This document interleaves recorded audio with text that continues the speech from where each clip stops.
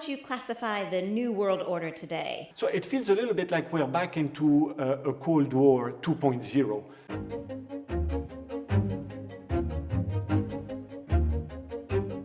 We all come from a place where we were in a multipolar world with fiscal rules. And basically from that point, we kind of made 180 degrees into a world where now, what characterizes the environment we're in is protect your domestic markets. So you no longer want to depend on anything that relates to the other bloc. So redefining trade routes, redefining foreign direct investments, where they go to. Now, that is a big change.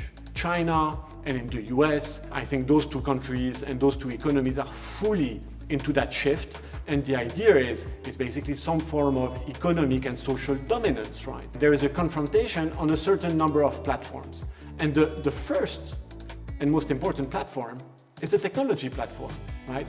Who has technology dominance? China has a lead on a certain number of technologies, but the Americans probably have the lead on the most important one, which is high-end microprocessors. We have a demographic issue everywhere. The way you compensate for the lack of workers, if you're a manufacturing economy, is robotics. And this is what the Chinese are doing. But when you're a service society, how do you compensate for missing workers? It has to be artificial intelligence. And this is why the Americans are putting so much money in what is central to the development of artificial intelligence, which is high-end microprocessors. A lot of money is being poured to secure those supply chains, in this block logic. And that, creates a relatively powerful economic safety net. In a block logic, you have less interactions between the two blocks, but you have a lot of interactions within each blocks. This is not about deglobalization. It's more about a reorganization of globalization to meet basically this battleground between the two powerhouses of the world economy. It's a competition to win.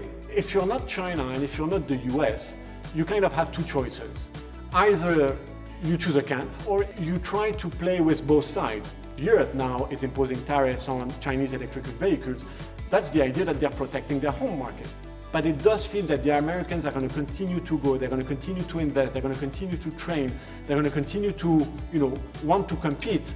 And the big question is, will China have the means to keep up the pace? To be fair, and I'm going to be voluntarily a little bit provocative here, I don't think the election changes that much. The Americans have been very consistent, right? Whether it's the Trump administration or the Biden administration, they've been very consistent into treating China as an opponent, right? So the hawkish stance towards China is something that will continue whoever becomes president in the US. But markets react to one thing. Are companies making money or not? You need economic security in a world order that has changed. If you invest in the future, you will not regret it.